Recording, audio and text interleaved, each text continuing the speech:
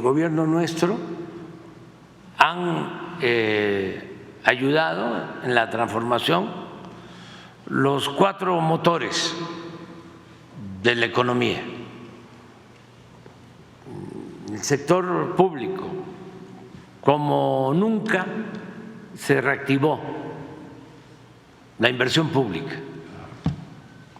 y se demostró que es fundamental. Si hay inversión pública, hay empleo.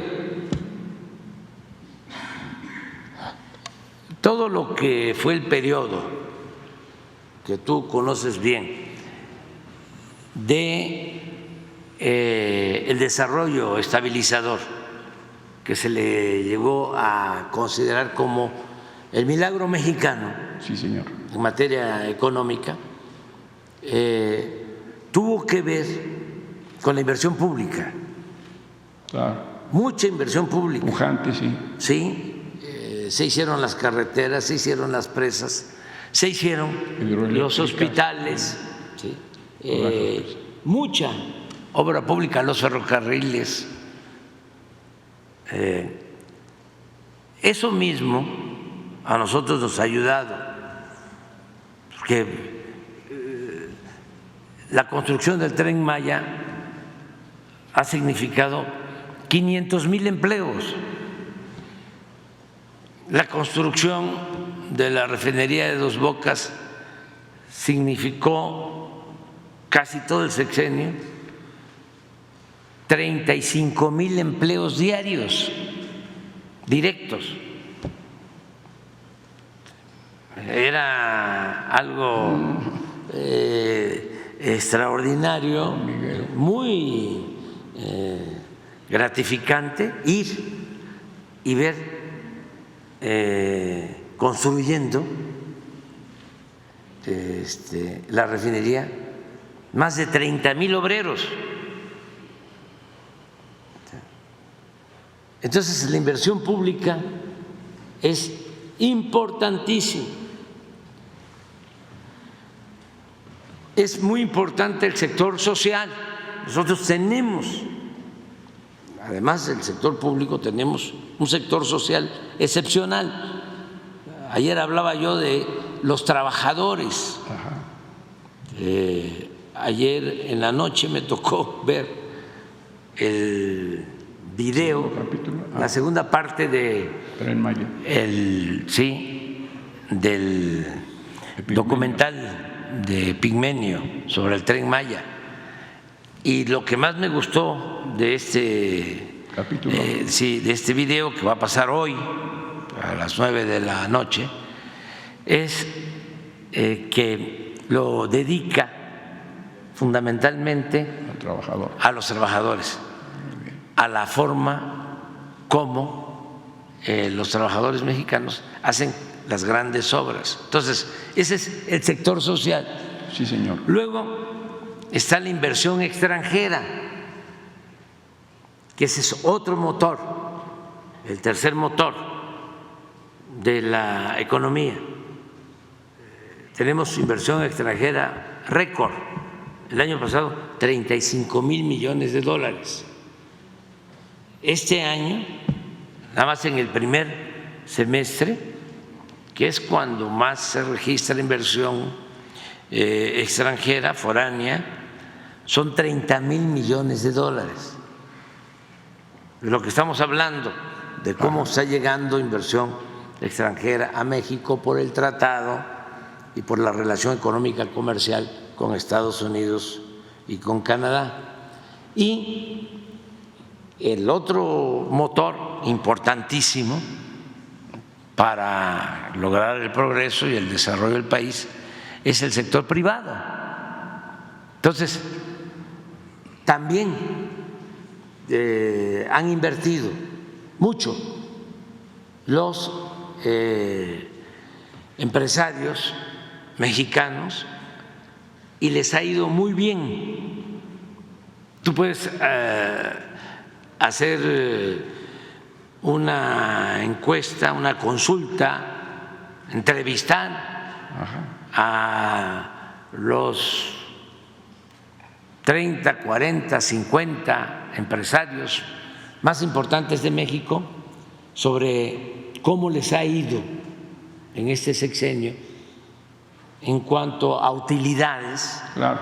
Y todos te van a decir que han obtenido ganancias lícitas, importantes. Y ya ni hablar de los banqueros. Han obtenido utilidades récord, eso sí lo tengo muy claro, 272 mil millones de pesos de utilidades el año pasado. Usted nos contó que cuando aseguró la presidencia habló con los banqueros y les dijo no va a cambiar las Sí. reglas, pero son unas reglas terribles, el dinero es costosísimo, señor presidente. ¿Cómo? Son unas reglas que usted no les ofreció no cambiar, que les han beneficiado, como si tienen ganancias fabulosas, sí, aladinescas, sí, y el dinero es carísimo y las condiciones sí, de crédito es carísimo. Sí, pero es parte de los equilibrios. ¿Parte de? De los equilibrios que debemos de mantener. No cambiaron las reglas. Ajá, sí, claro. ¿Sí? Ellos siguieron invirtiendo en México y nos garantizó el no cambiar esas reglas que se mantuviese estabilidad económica, financiera.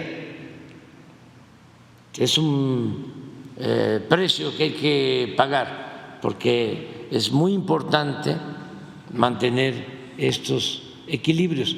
Desde luego, si le va bien a la mayoría del pueblo,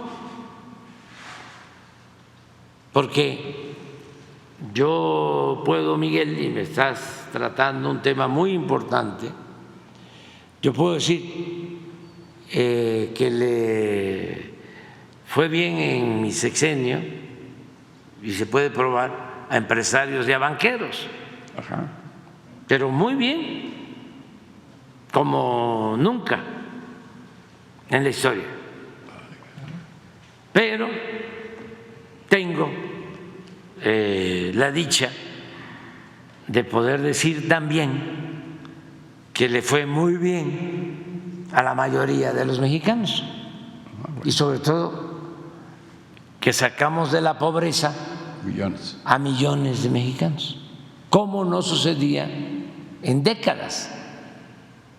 Y puedo decir que aún con las utilidades de empresarios y banqueros se redujo en México, porque le fue bien a los trabajadores, le fue bien a los campesinos, a la mayoría de nuestro pueblo, se redujo la desigualdad.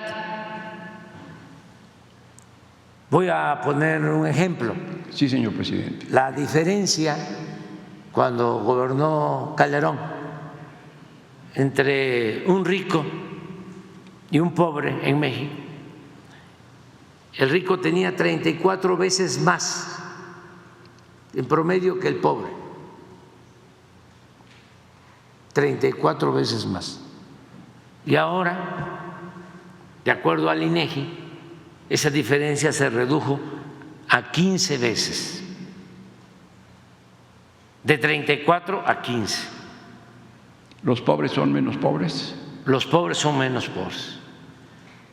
Y eso es mi gran satisfacción. Entonces, siempre menciono el dicho choco jarocho. ¿Cómo es? Campesino. Que cuando la milpa se da bien, alcanza hasta para el pájaro. Alcanza. Sí, el modelo nuestro, que no vamos a patentarlo porque creo que va a quedar de manifiesto, que es totalmente distinto al modelo neoliberal, significa apoyar abajo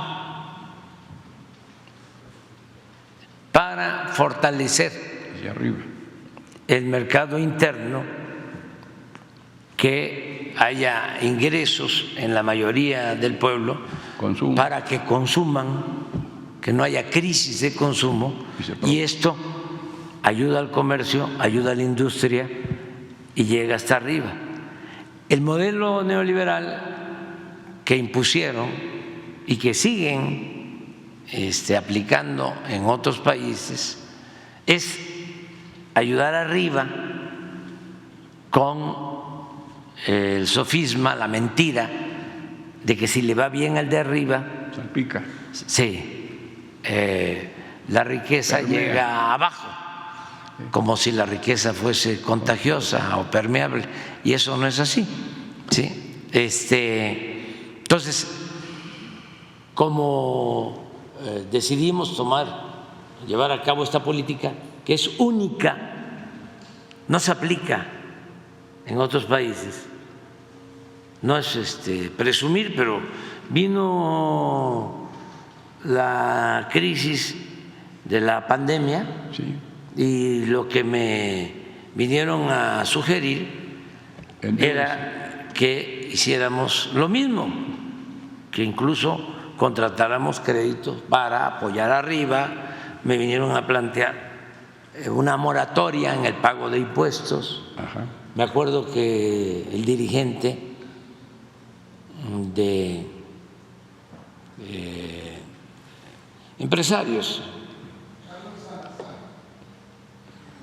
me dijo: mire, si no acepta, además ya que lo mencionaste, tuvo cosas muy buenas, a él se le deben dos cosas, por ejemplo, muy favorables. Una, que él entendió que había que aumentar las cuotas de participación de los empresarios para que recibieran mejores pensiones los trabajadores, porque con las reformas que hizo Zedillo y Calderón, al jubilarse los trabajadores iban a recibir solo el 30% de su salario. Entonces, Carlos Salazar entendió esto y dijo: nosotros nos comprometemos a incrementar las cuotas, y ahora ya nosotros complementamos este apoyo a pensionados con un fondo para el bienestar, pero ellos ayudaron. Y él ayudó también mucho en que aceptaran los empresarios los aumentos de salario que sacamos por acuerdo unánime en 5 de los 6 años, solo uno.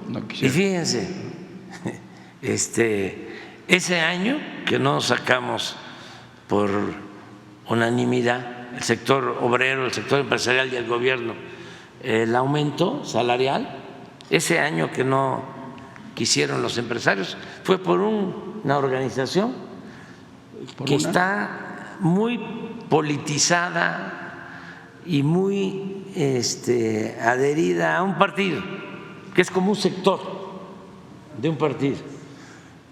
Pero hasta las organizaciones empresariales más fuertes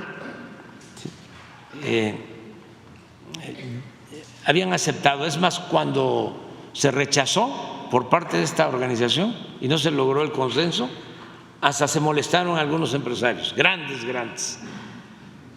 Pero fue la única ocasión que no logramos consenso. Entonces, todo esto se lo debemos a Carlos. Lo de gasoductos también él ayudó en buscar un acuerdo. Ahorramos con una negociación, en vez de cancelar los contratos, $4.500 millones en la negociación a favor de la Comisión Federal de Electricidad, porque habían entregado en el gobierno anterior contratos verdaderamente leoninos. Bueno, pero en este caso, cuando la pandemia, me dice que me plantean una tregua Los impuestos. de los impuestos. Y le digo, no, porque nos quedamos, como decía don Isaac Saba, el finado Isaac Saba, que lo recuerdo mucho, porque tenía sentido del humor y éramos amigos. Y una vez le dije, don Isaac, ¿cómo va a andar con ese carro? Está muy viejo, cómprese otro. No, dice, porque me desacompleto. y sí tenía, ¿no?, para comprar otro, pero entonces casi le dije eso, no, nos desacompletamos. O sea, ¿cómo? Y me contesta, ¿sí?, es que es mejor la tregua porque de todas maneras No van a pagar. no va a recaudar nada. Y se equivocó. Afortunadamente sí recaudamos y salimos adelante.